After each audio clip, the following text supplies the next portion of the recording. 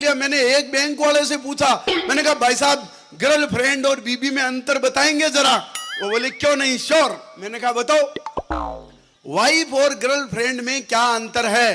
Bank वाले ने कहा जी देखो, लुगाई जो होती है वो सेविंग अकाउंट है। अच्छा, हर योजना का खाता इसी में आता है, हालांकि इसमें इंटरेस्ट में थोड़ा वजन रहेगा तो उड़ोगे।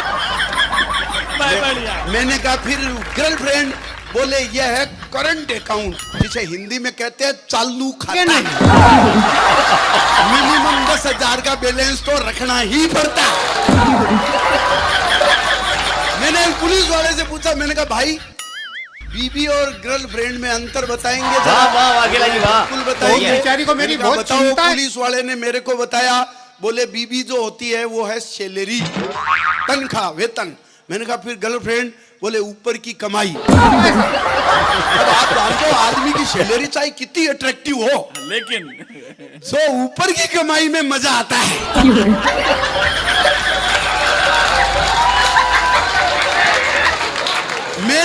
मैंने पूछा एक सब्जी वाले से, मैंने कहा भाई साहब आप बीबी और गर्लफ्रेंड में अंतर बताएंगे। वो कहा ठीक। मैंने कहा बताओ।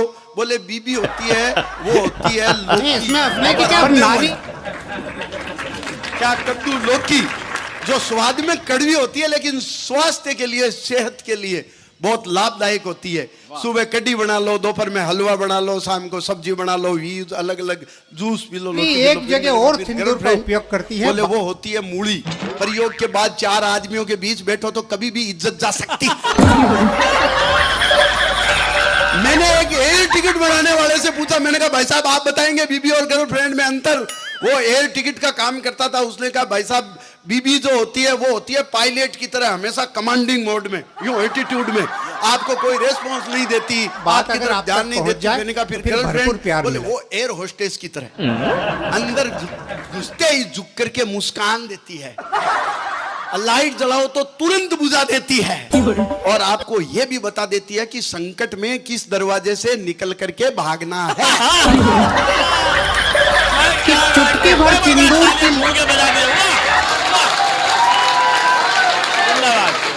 मैं पिछले दिनों लाफ्टर चैलेंज में गया था, अपने राजस्थान की भाषा, अपने राजस्थान की सभ्यता संस्कृति को लेकर। विनीत जी, जब मैं बॉम्बे पहुंचा तो मेरे को बड़ी दिक्कत आई। मेरे को तो वहां ट्रैफिक पुलिस वाले ने रोक लिया। बोले ये सिर पर लाल बत्ती लेकर कहां घूम रहा है। अरे मैंने कहा सर ये लाल बत्ती नहीं है, ये तो हमारे राजस्थान के आन बान शान का प्रतीक साफा है। बॉम्बे वाले समझे ही नहीं, बॉलीवुड वाले समझे ही नहीं। मेरे से पूछा व्हाट इज मीन्स ऑफ साफा।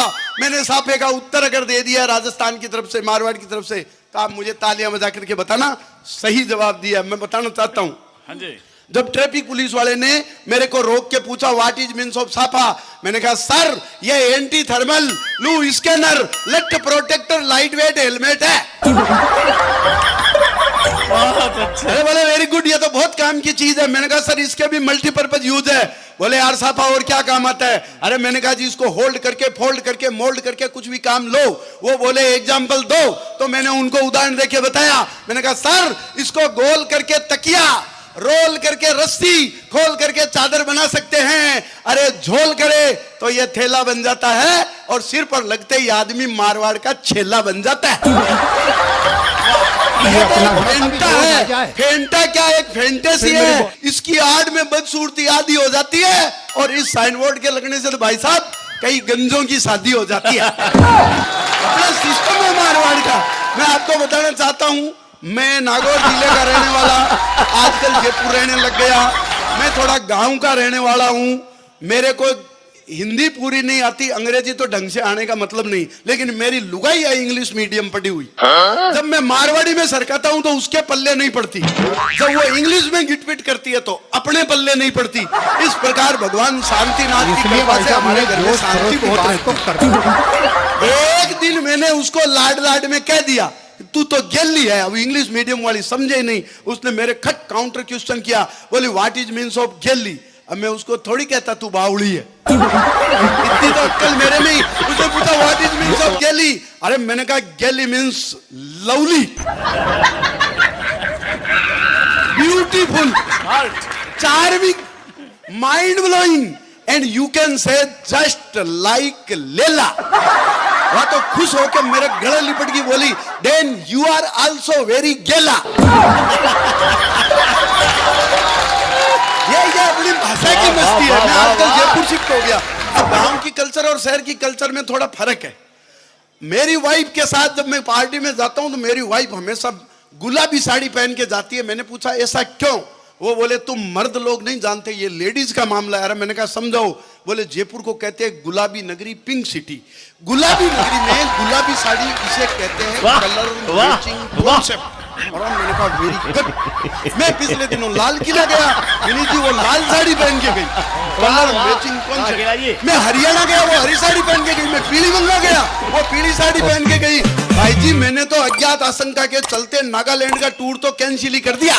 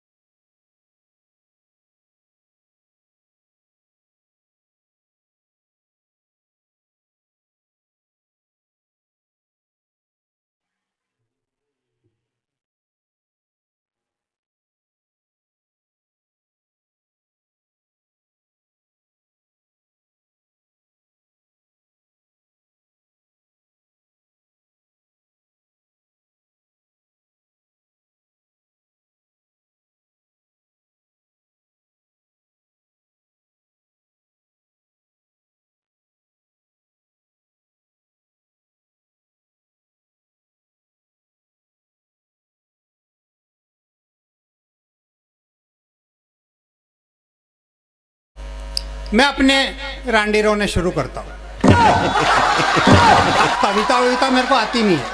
मैं तो अपनी परेशानियां सुनाने जाता हूँ। देखिए घर से जब भी बाहर निकलता हूँ कदम कदम पे बड़ी सावधानियां रखनी पड़ती है दुबले पतले आदमी। कविता वविता मेरे को आती नहीं। घर से जब भी बाहर निकलता हूँ पत्नी 2-3 रुपए की चिल्लर मेरी जेब में डाल देती है और मुझे हिदायत देती है, पड़े रहने देना, खर्च मत करना, घर से बाहर जा रहे हो, कहीं तेज हवा चले, आंधी चले, मुसीबत में पड़ोगे नहीं, जेब में थोड़ा वजन रहेगा तो उड़ोगे नहीं। नहीं, जेब में थोड़ा वजन रहेगा तो उस बेचारी को मेरी बहुत चिंता है साहब, और चिंता करना भी चाहिए। मैं आखिर उसका पति हूँ। तो उस बेचारी को उसकी मांग का सिंदूर हूं मैं, हालांकि चुटकी भर हूं। तो उड़ोगे नहीं। इसमें हंसने की क्या बात है? सिंदूर तो चुटकी भर ही काम में आता है। किसी को ज्यादा सिंदूर मिल जाए तो ऐसा थोड़ी कि फिर वो मुट्ठा भर भर के माथे पे लगा। तो मेरी बहुत चिंता। नारी इतने से ही सिंदूर का उपयोग करती है भाई साहब, और उसमें कितना परिवर्तन आ जाता है। उसके नारीत्व की गरिमा बढ़ जाती है, उसके सौंदर्य में निखार आ जाता है, उसका व्यक्तित्व निखर जाता है। पर नारी एक जगह और सिंदूर का उपयोग करती है। बात अगर आप तक पहुंच जाए तो फिर भरपूर प्यार मिले कि चुटकी भर सिंदूर की लाली सुहागन के मुखड़े का नूर बढ़ा देती है। चुटकी भर सिंदूर की लाली सुहागन के मुखड़े का नूर बढ़ा देती है, पर वो अमर सुहागन हो जाती है जो भारत माँ पर अपना सिंदूर चढ़ा देती है। वाह वाह वाह वाह वाह वाह, अपना सिंदूर। बढ़िया बढ़िया, वाह वाह, अकेला जी कमाल कर दिया आपने। रांडी रोने में भी अच्छे काम हो रहे हैं। मैं नहीं, ये अपना वीर रस, थोड़ा वजन रहेगा तो उड़ोगे। ये रस बस इतना ही निकलता है, इससे ज्यादा वीर रस अपने से बर्दाश्त भी नहीं होता है भाई साहब। मैं अगर जोश खरोश की बातें करूं तो सबसे पहले जोश मेरे को ही आता है, और आप जानो मेरे को तो थोड़ा सा भी जोश आ जाए, वाह वाह अकेला जी वाह, तो मेरी बॉडी कंट्रोल में नहीं रहती है। इसमें अपने की क्या, पर नारी एक जगह और। बढ़िया बढ़िया अकेला जी। नहीं, आप जानते हो पतले वायर में एक तो करंट बहुत जल्दी आता है और सिंदूर का उपयोग करती है। बात अगर आप तक है ना, और ज्यादा भी आता है ना, एकदम ज्यादा करंट आ जाए पतले वायर में तो फाल्ट हो जाएगी नहीं। इसलिए भाई साहब मैं जोश खरोश की बात तो करता ही नहीं, पर अपन मत करो। सामने वाला कोई जोश खरोश की बात करे तो सुन के भी जोश तो आता है, कितना भी कंट्रोल कर लो। अभी ये भैया जो सुना रहा था जोश की बातें, हाँ। मेरे को तो जैसे कोई भेरू जी आने लगे थे। वो क्या है आप जानते हो, कच्चे पापड़ को आंच बताओ तो बांका टेढ़ा होता है कि नहीं? वाह वाह वाह वाह वाह। कि चुटकी भर सिंदूर की लाली। मैं आपको बताऊं, पहले जवानी में मैं कहीं भी जाता था तो लड़कियां मेरे को बहुत घूर घूर के देखती थी। अच्छा, तो मैं क्या समझता था कि मैं बहुत हैंडसम हूँ। वो तो बहुत दिनों बाद पता चला कि जहां भी जाता था लड़कियां तो मेरी मजाक उड़ाती थी, आपस में कहती थी, अरे देख देख कैसा छोरा जा रहा है, सुख के सांटे जैसा। तो ये जो मेरी काया देख के मेरी मजाक उड़ाते हैं, उनके लिए दो पंक्ति कहता हूँ भाई साहब। तो फिर मेरी बॉडी कंट्रोल में नहीं रहती। क्या ऊपर ऊपर से क्या देखते हो रे?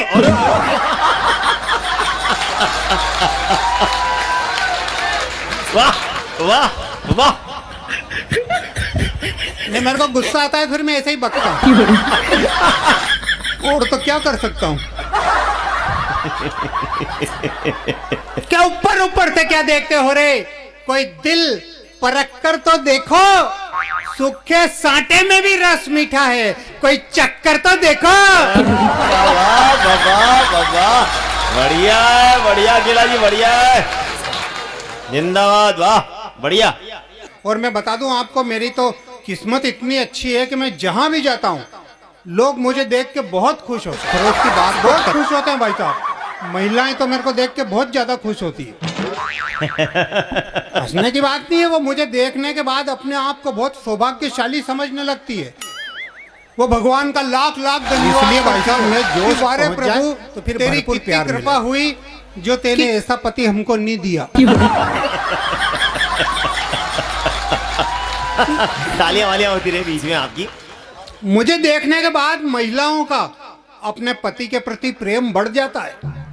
ये अपना थोड़ा सा भी जोश आ जाए, सोचने लगती है कि है तो अपना भी रद्दी, पर इससे तो अच्छा ही है।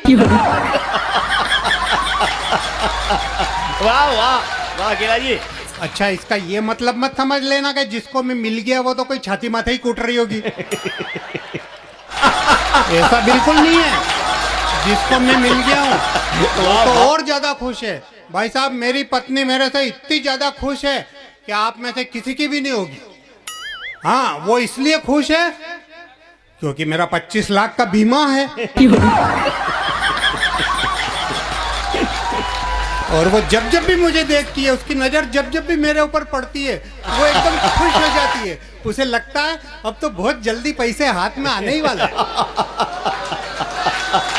तालियां हो जाए आपको। वाह वाह वाह केला जी, वाह मजा आ गया। मेरा कहने का मतलब ये है कि देखिए, सुख और दुख परिस्थितियों में नहीं वाह वाह होता। वाह। आदमी का सोच नेगेटिव होगा तो उसे हर परिस्थिति में दुख ही दुख दिखेगा, और अगर आदमी का सोच पॉजिटिव है तो फिर उसे हर परिस्थिति अच्छी लगेगी। 4 पंक्ति कह रहा हूं, बात अच्छी लगे तो आपका भरपूर प्यार मिले।